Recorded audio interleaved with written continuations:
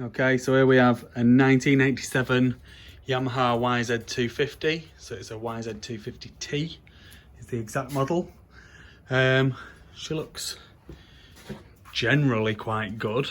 There are a number of little issues with her, which I'll try and point out. So one of the first tests that I do is I do a spark test. Well, I make sure the engine turns over, which this one does. But it doesn't feel as though it's got a mega amount of compression.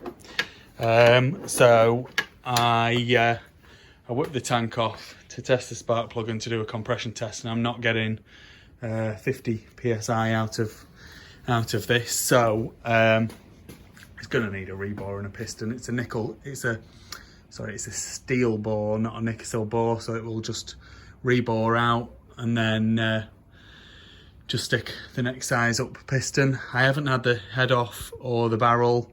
I was contemplating it, but really, I mean, it's up to you guys to do whatever it is that you're going to do with it. The clutch cable is snapped, or someone's cut it for whatever reason. The throttle was disconnected, but the carb does, you know, the slider goes up and down.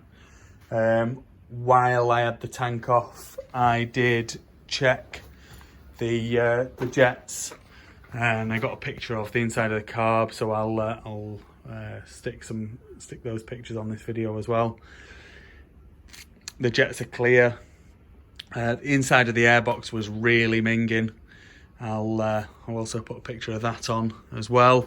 The chain was locked up, so it was all rusty, horrible chain, so I've had to cut that off because the bike wouldn't push.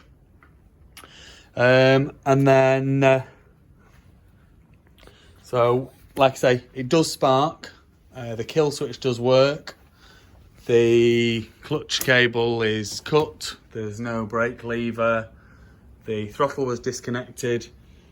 Low compression, sparks, kill switch works, and I'll just run through. It never works quite as well doing the gearbox test without a chain on, but I'll give it a go and see if we can get somewhere with that. So I have had it in and out of gear, so it's in neutral at the minute. Hopefully you can see that. And we're now in first, second, third, fourth, fifth, top of the gearbox, back down to fourth, third, second, and first. So quickly back up into neutral. So overall, she looks generally quite good. Frame rails underneath look good. That's something that people always ask about. The frame's getting a little bit rusty, so it's going to need a blast and powder coating if you want to mint it up. The rims, the rear rim here,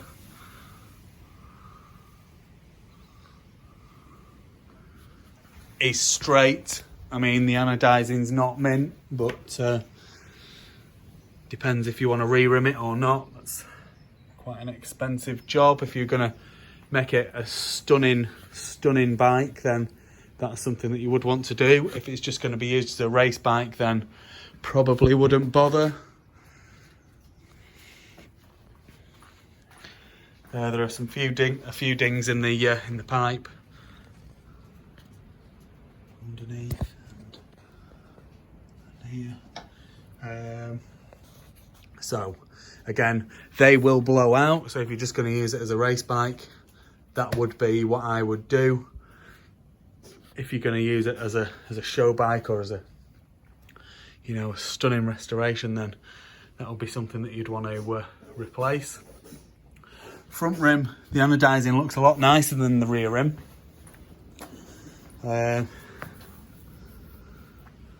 Looks as though there might be a slight dent there, but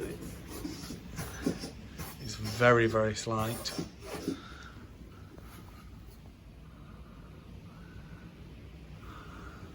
Yeah.